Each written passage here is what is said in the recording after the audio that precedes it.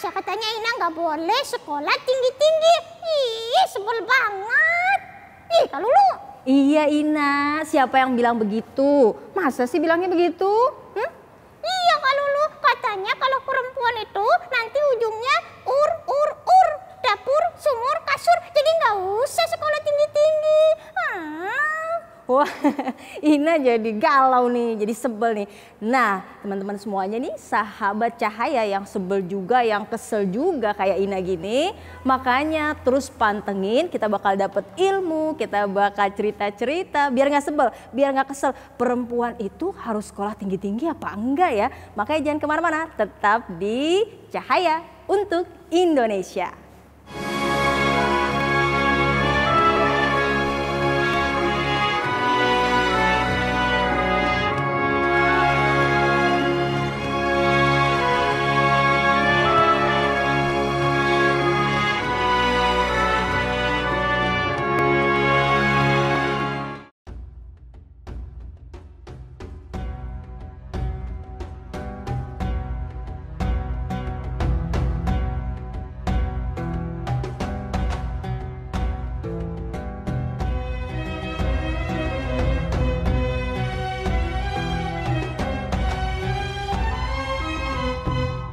Assalamualaikum warahmatullahi wabarakatuh.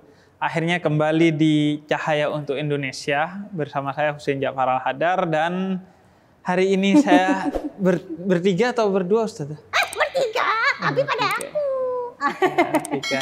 Kamu namanya siapa? Aku Ina Beautiful. Ina Beautiful.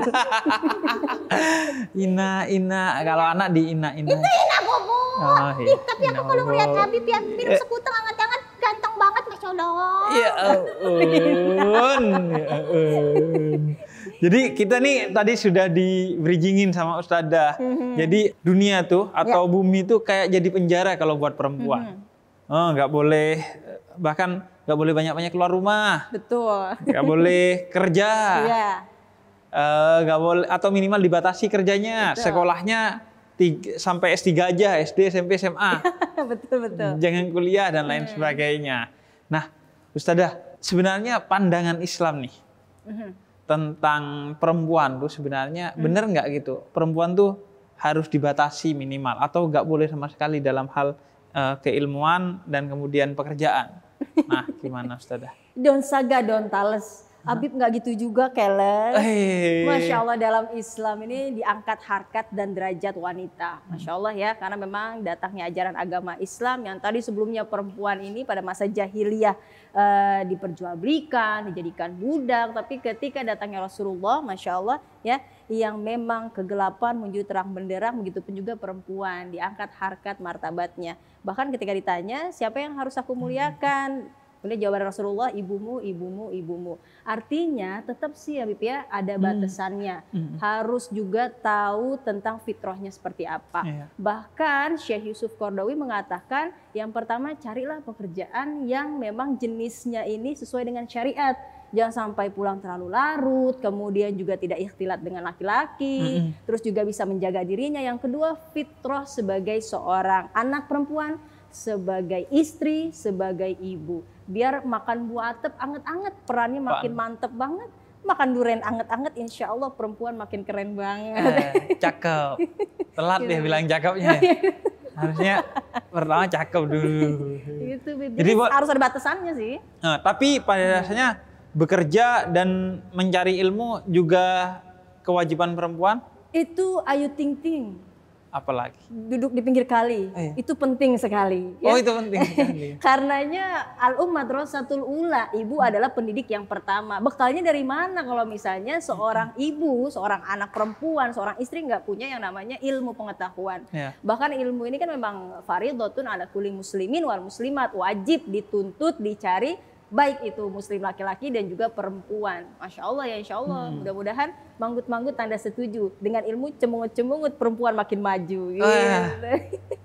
Kayaknya Ustadzah nih dalilnya Quran, hadis, dan pantun kayaknya. Si orang Betawi ya, Bib. Orang Betawi gitu ya? Betawi Jakarta sama Betawi Depok ya. Ya bukan belesteran dong. Tapi kalau Abi belesteran bener ya nak ya? Iya, ada yang namanya atas di pinggir sawah. Habib kenapa hidungnya ke atas kalau Ina ke bawah? Ya sama-sama Mancung mancung. namanya. Cuman ada yang mancung keluar, ada yang mancung ke dalam. Iya, Kan betul gitu. banget. Nah kalau bekerja nih, misalnya nanti Ina nih, Ya, Ina tuh. boleh nggak kerja? Ya, Ina mah kerjanya makan, minum, tidur. Tidur, aduh. Kalau misalnya anak perempuan bekerja, tapi harus tahu gitu tuh biar namanya batas waktunya, Iya. terus juga perannya. Makanya bekal ilmu tuh penting banget sih ya, buat tahu halal, haram, kemudian batasan sebagai fitrah seorang wanita seperti apa, biar aman orang tuanya ketika bekerja pun jadi aman karena udah ada bekal baik dari ilmunya, baik dari Islamnya, imannya gitu ya. Insya Allah ya Bib ya. Iya, iya. Sebenarnya kan walaupun laki-laki juga pasti dalam bekerja juga kan ada batasnya ya. Betul. Nah, Walaupun itu ya, Bib. laki-laki bukan berarti, terserah pulang malam jam berapa Nah aja. itu laki-laki gimana tuh batasnya Bib? Ya sama aja, istrinya kan nungguin. Kita Di kan rumah. juga harus membagi waktu untuk keluarga, untuk pekerjaan gitu. Khususnya ngasih waktu untuk keluarga tuh, Ustazah. Iya, iya, Karena iya. orang Indonesia itu Ya. 8 jam, menurut survei 8 jam main gadget aja. Jadi Wah, 8 itu jam kayak bekerja, 8 jam tidur. Ya Makanya Allah. keluarganya nggak bahagia, nggak diperhatiin. Karena komunikasinya jarang, bahkan lihatnya ke gadget aja. Ke gadget aja. Jadi sebenarnya tetap laki-laki pun dibatasi. Paling nggak dibatasi dari hal-hal yang haram. Jangan bekerja di sesuatu yang haram atau sesuatu yang subhat lah. Ya. Yang kita nggak tahu nih hukumnya seperti apa. Dan setuju, Ustaz. Betul. Perempuan tuh sebenarnya sudah ada contohnya ya. Ya. Jadi perempuan yang bekerja, Sayyidah Khadijah, Betul banget, pengusaha yang sukses konglomerat ya. bahkan Konglomerat, ya, yang membantu dakwahnya Nabi, salah satu yang paling besar bantuannya kepada dakwahnya Nabi. Ya. Kalau perempuan yang berilmu, Sayyidah Aisyah Ya. radhiyallahu anha, istrinya Nabi, itu periwayat hadis terbanyak Masya bersama Allah. Abu Hurairah. Artinya kan intelektual. Betul, Bahkan menurut saya tuh aktivis juga perempuan ada di zaman dulu. Sayyidah Asyah, istrinya Fir'aun. Dia Masya Allah. menjadi aktivis untuk menentang kezalimannya Fir'aun kan waktu itu. Jadi Masya Allah. yang penting ya tahu batas ya, Ustaz ya. Kalau nggak tahu batas repot Betul, kita. dan juga memang sesuai dengan bidangnya masing-masing ya. Iya. Seperti Sayyidatina Khadijah itu di bidang perniagaan, kemudian Sayyidatina Aisyah juga dalam ilmunya, pendidikan. Ada yang Ya? aktivis, Iya, Sayyidah iya, iya. Asyah. Dan itu Allah. mereka perempuan-perempuan yang dijamin masuk surga loh. Betul, betul. Kalau memang nggak boleh kerja, nggak boleh cari ilmu, nggak masuk surga perempuan-perempuan itu kan. Masya Allah. Nah, selanjutnya nih, Ya. Ustazah, kalau soal hak dan kewajiban nih, hak dan kewajiban seorang laki-laki dan perempuan. Nah, seharusnya nih, bagaimana seorang perempuan itu melihat hak dan kewajiban dia? Nah ini dia, harus seimbang antara hak dan kewajiban. Tetap ya sesuai dengan fitrahnya sebagai seorang ibu, seorang istri. Karena kita semuanya juga kan sama-sama dimintai pertanggungjawaban di hari akhir nanti. Ya, kullukum ra'in wa kullukum mas'ulun an ra'iyati. Setiap kita pemimpin dan akan dimintai pertanggungjawaban di hari akhir nanti. Seorang ayah suami nanti akan dimintai pertanggungjawaban tentang bagaimana memimpin istrinya, anak-anaknya, kemudian juga istri bagaimana mendidik, membimbing anak-anaknya, kemudian di tengah masyarakat nanti seperti apa. Artinya insya Allah mudah-mudahan harus ada keseimbangan antara hablum minallah dan hablum minannas. Terlebih kalau bicara masalah hak kewajiban ini laki-laki benar-benar hati-hati banget ya, Bib ya.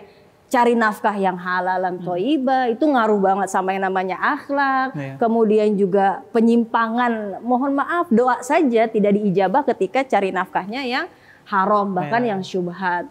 Ini makan semangka dibelah-belah, maka waspadalah gitu kan. Seorang itu ya, Quran, hadis, pantun. Quran, hadis, pantun. Iya, apa? Masya Allah, gitu Cepet ya. banget bikin pantunnya. Iya, Bib. Saya harusnya jadi palang pintu kali ya, Bib ya. Iya kan. Nyasar sini. Tapi juga Gitu. sebenarnya ustadzah sendiri udah simbol kan orang yang punya ilmu bahkan jadi ustadzah, artinya berilmu dan dalam tanda petik ya bekerja atau berkegiatan di luar rumah dengan ilmunya. Iya. Kan? Alhamdulillahnya Bib ya, suami juga mendukung, kemudian juga dalam masalah di rumah itu agak khawatir ya. Ya Allah, kita dakwah di luar on air off air, tapi di sekitaran kok enggak, akhirnya bismillah dah. bikin yang namanya yayasan, namanya Yayasan Fahmil Quran itu untuk lingkungan sekitar. Jadi biar juga fokus untuk di dalam juga insya Allah mudah-mudahan dakwahnya. Karena amanat kita juga utamanya di dalam kan. Wa anfusakum wa ahlikum nar. Macan tutul nganyut di kali betul sekali. Oh betul sekali. Kirain macan tutul tuh udah mati aja, hanyut di kali kirain. Nah, ada cerita pengalamannya Ustaz. Ini kan mungkin, oh iya secara dalil memang boleh. Tapi kita nih nggak memungkinkan secara perempuan nih untuk berdakwah, untuk bekerja, untuk menuntut ilmu. Coba sudah cari cerita tentang pengalamannya. Gimana perempuan bisa mengatur waktu untuk di luar rumah dan di dalam rumah? Yang pertama emang ngatur niat sih Bib ya. Innamal a'malu binniyat, segala sesuatu bermula dari niat. Kalau emang kita niatnya menuntut ilmu, udah fokus. Jangan ada yang namanya nengok kanan kiri gitu kan. Sometimes ya, kadang-kadang ada namanya anak muda nih ya, ke Belanda beli jarum, hatinya ada yang nyetrum gitu ya. Akhirnya sibuk lah yang namanya virus merah jambu tuh. Nah, apaan tuh? Pacaran gitu nih. Nah, ini harus hati-hati gitu. Kalau emangnya niatnya nuntut ilmu berdakwah gitu kan. Nah, itu pun juga lillahi ta'ala. Kemudian juga kita gimana caranya bagi waktu ya BP. Harus bagi waktu. Min husni islamil mar'i tarkuhu ma la yu'ni. Dari tanda Islam seseorang adalah meninggalkan hal yang nggak manfaat. Tadi Habib bilang yang haram jauhin, yang syubhat jauhin. Kalau bisa juga ditambah yang namanya nggak manfaat, kita lihat mudorotnya, manfaatnya. Ini kira-kira main gadget kelamaan cakep nggak ya?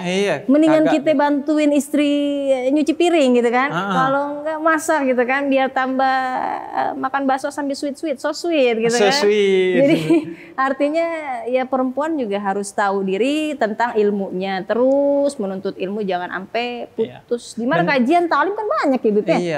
Ikut aja tuh perempuan. Jadi yang terpenting ngelurusin niatnya tadi. Betul sebenarnya. Ya karena banyak orang sebenarnya kalau untuk sekolah perempuan itu punya banyak waktu sebenarnya. Tapi karena dia pas kuliah, kuliahnya sejam, nongkrongnya 3 jam. Ya Allah. Akhirnya jadi masalah. Jadi kalau sebenarnya kalau niatnya sekolah aja, itu sebenarnya bagi bisa waktu ya, membagi waktunya ya.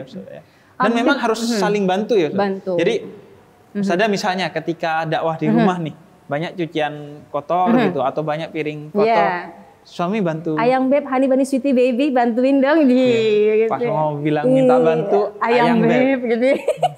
Ya Allah, ada aja gitu Bib gitu ya. Gimana kitanya lah insya Allah. Tapi ada penasaran juga sih Bib ya. Karena emang kita sesuai dengan urf ya, kebiasaan atau tradisi nih yang ada di Indonesia seperti ini. Kalau perempuan tuh yang namanya bekerja kayaknya welcome aja silahkan. Tapi kalau Habib nih, karena memang backgroundnya aneh lihat nih kayaknya di Arab ya. Di Arab, kalau ini Arab maklum. Kalau Arab beneran. Nah kalau di Arab tuh gimana perempuan di sana tuh Bib? Ada kebiasaannya atau mungkin tradisinya urf di sana bagi perempuan tuh gimana? Untuk batasannya ada nggak? Aku cerita di ini aja, di kampung aku. Kampung aku kan kampung Arab di Jawa Timur. Nah itu menariknya Ustazah. Jadi orang perempuan itu tetap mereka bersosialisasi dan bermobilisasi. Dia tetap bekerja, dia tetap pengajian, dia tetap silaturahmi kemana-mana. Tapi menariknya itu ada pintu belakang sekaligus jalan belakang Ustazah. Maksudnya apa tuh? Jadi ada jalan di depan dan pintu depan setiap rumah. Tapi setiap rumah di kampung Arab itu ada pintu belakangnya Ustazah. Tujuannya? Perempuan itu geraknya semua di pintu belakang gitu. Dia silaturahmi kemana-mana lewat pintu belakang. Jadi gak ketemu yang bukan muhrimnya. Jadi yang cowok di depan. Dia tetap tuh bekerja tapi lewatnya di belakang. Dia tetap hadir pengajian tapi tempat pengajiannya di belakang. Ada strateginya ya? Iya, jadi yang penting kan sebenarnya strateginya gimana agar kemudian maslahatnya dapat, tapi mafsadatnya juga kita terhindar dari itu. Ih, cakep tuh ya, bisa gitu. Jadi contoh juga buat kita. Cobalah untuk bisa seperti itu ya. Jadi nggak ada ikhtilat, nggak ada campur baur nih antara yang bukan mahramnya gitu. Dan juga memang kalau kita bicara Arab Saudi, justru di kita nih Islamnya jauh lebih berkembang. Karena kalau di Arab Saudi kan itu gimana tuh? Perempuan nyetir itu kan baru beberapa tahun ini diperbolehkan. Perempuan bekerja juga beberapa baru tahun. Juga ya. Sebelumnya nggak boleh ya? Sebelumnya nggak boleh. Nah, kalau di sini kan udah dari lama betul kita udah diperbolehkan mau kerja kayak mau nyetir kayak, yang penting kita punya kedaulatan diri untuk tadi yang Ustazah bilang kullukum ra'in, memimpin diri sendiri nih. Mau nyetir untuk ke kuliah gitu. Jangan nyetir ke kuliah ada kafe kita melipir. Iya, itu dia. Ada tuh. ini itu kita melipir. Abang Teguh ketiban palu, sungguh terlalu. Sungguh terlalu. Pokoknya hati-hati ya. Makan kue cucur anget-anget, jangan sampai iman kita hancur banget ya. Nah, gitu. Jaga iman. Nah. Itu Bib. Nah, juga gimana cara seorang perempuan ini memimpin dirinya, mengatur niatnya dan lain sebagainya. Berdasarkan pengalaman Ustazah Lulu. Iya, Masya Allah, itu dia Bib ya. Kadang memang kita harus butuh pengalaman. Kita nggak bisa juga, masalahnya kita lurus-lurus. Kadang juga dari kesalahan kita belajar. Experience is the best teacher. Pengalaman adalah guru yang terbaik. Kadang kita misalnya salah sama temen yang memang bergaul gitu kan. Tapi dari situ justru kita jadi tahu, oh iya ternyata emang nggak bagus ya begini ya. Oh begitu. Jadi insya Allah mudah-mudahan lewat kesalahan kita bisa memperbaiki diri. Kemudian minta doa dari orang tua ya, biar kita juga kejaga terus ya. Namanya kita mimpin diri ini kan susah juga kalau nggak ada doa dari orang tua. Aneh kalau kemana-mana didampingin sama ibu adik. Ya Allah Bu, my lovely mommy. Ya Allah, Bunda Rizapin di Bekasi mah, aneh ucapin terima kasih gitu ya. Jadi kemana-mana ada yang nasehatin. Kata ibu, namanya penceramah, pendakwah tidak hanya menasehati orang lain, tapi harus juga siap untuk dinasehati. Begitu. Jadi kalau misalnya kita dakwah yang jauh nih, makan ikan japu anget-anget jauh banget ya. Aneh suka ngeluh tuh, ya Allah jauh banget, mana becek, batu banyak banget. Ibu ada bilang lillahi ta'ala teh, insya Allah mudah-mudahan dari kita dakwah ada yang menuju kebaikan, yang nyangkut pesannya gitu. Dan ya, penting banget karena kadang pendakwah ini nggak ada orang yang berani dakwain gitu, sungkan minimal. Dengan ada ibu berarti ibu yang dakwahin. Yang nasehatin, yang dakwahin, begitu. Jadi banyak bahan juga dari nasihat-nasihat ibu ya. Ibu, jadi mimpin ini memang harus ada yang nasehatin juga. Terus memang ya namanya dari hati ya, Bib ya. Ala inna fil jasadil mudghah idza salahat jasadu kullu wa idza fasadat jasadu kullu ala wahyal qalb. Karena memang hati ini yang mengarahkan, mudah-mudahan senantiasa mengajak pada kebaikan. Kalau misalnya terus maksiat kan hati bakalan jadi kotor, kemudian lama-lama jadi susah untuk menerima kebaikan. Rumah deket masjid, cuman rasanya kalau ke masjid makan tape demam udah capek dah, gitu kan? Ada aja alasannya, gitu kan? Ada aja. Itu karena kenapa? Bisa jadi karena makanannya, kemudian banyakan maksiat, jadi ketutup susah untuk masuk yang namanya kebaikan. Ya Ana sih itu aja deh, mudah-mudahan dibimbing terus untuk baik. Amin. Dan doa terus dari orang tua yang baik-baik, insya Allah. Nah, gitu dah. Saudara, ini juga ada yang penting, saudara. Iya, apaan tuh, Bib? Oh iya, kirain nggak ada. Iya, Bib. Nunggu apa ya, Bib ya? Iya. Nih, ada satu lagi nih. Apa tuh? Ustazah, kadang nih kita bekerja, nyari ilmu, diizinin sama suami kita, diizinin sama ayah ibu kita. Alhamdulillah. Udah diizinin sama orang-orang yang berhak untuk ngizinin kita. Betul. Orang perempuan lain nyinyir. Ustazah kok pulangnya malam, padahal syutingnya misalnya sampai telat malam. Kemudian perempuan kok kerja di luar, perempuan kok sekolah tinggi-tinggi. Nah, gimana menghadapi nyinyiran atau komentar yang datangnya dari sesama perempuan? Betul. Seharusnya saling menguatkan. Ini malah justru yang merapuhkan itu perempuan. Ini gimana tipsnya? Ya Allah, don't saga, don't tales. Seharusnya nggak gitu juga, keles.